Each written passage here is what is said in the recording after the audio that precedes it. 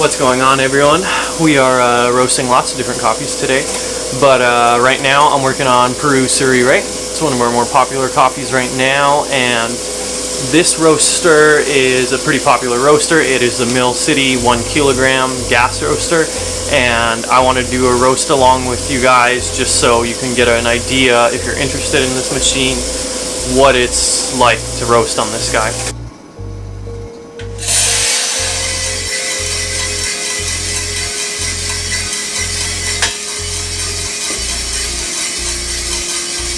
So we are cruising. I charge for this coffee at 400 degrees, and I go based off of the PID reading right here, and that's the only time I use this reading for my profile. The rest I have on Artisan over here, different thermocouple, different reading, but I subscribe to the soak theory. One second. I subscribe to the soak theory, and what I mean by that is for the first minute of my roast, I do not have my gas at its highest setting like you would on a bigger, say a 12 kilo roaster or something like that. And the thought process behind that theory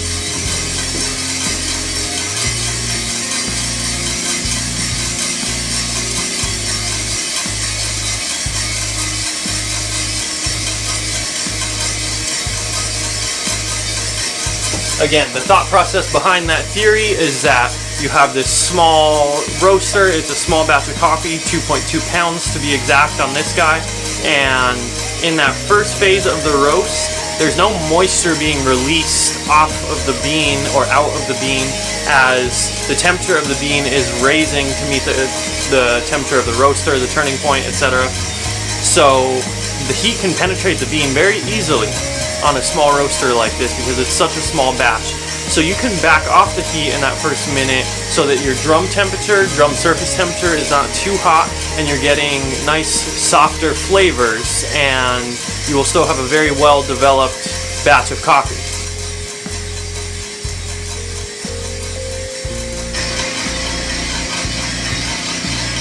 So we just got to 340 degrees a second ago, and that's when I start to make my adjustments in my profile.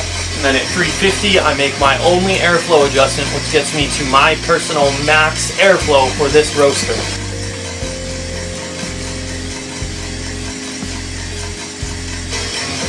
$365, I ease off the gas some more, and my whole profile is based around having a downward sloping rate of rise. That's where all my adjustments, that's the logic behind making my adjustments, is just keeping that rate of rise a nice slope down. So any adjustments I make I've decided on making those adjustments, again, purely through what I see on the rate of rise, and then of course how it tastes. 382, we are approaching first crack. First crack for this coffee is around 394, 395. And again, this is a Peru Suri Rey. It is fully washed. It is a great coffee, very decadent, kind of dark chocolate with sea salt type vibes going on.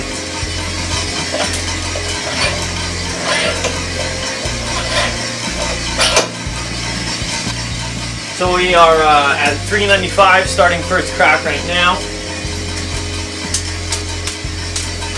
So as far as adjustments during the first crack phase, for me, I go based off of the development time ratio is kind of my indicator. So for me, I make adjustments generally depending on how the batch is going. One second.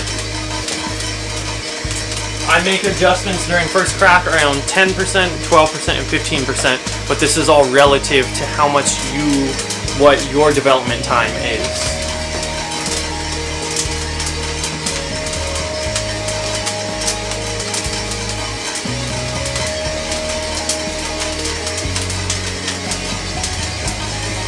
So getting close to my drop temp and my development time that I aim for.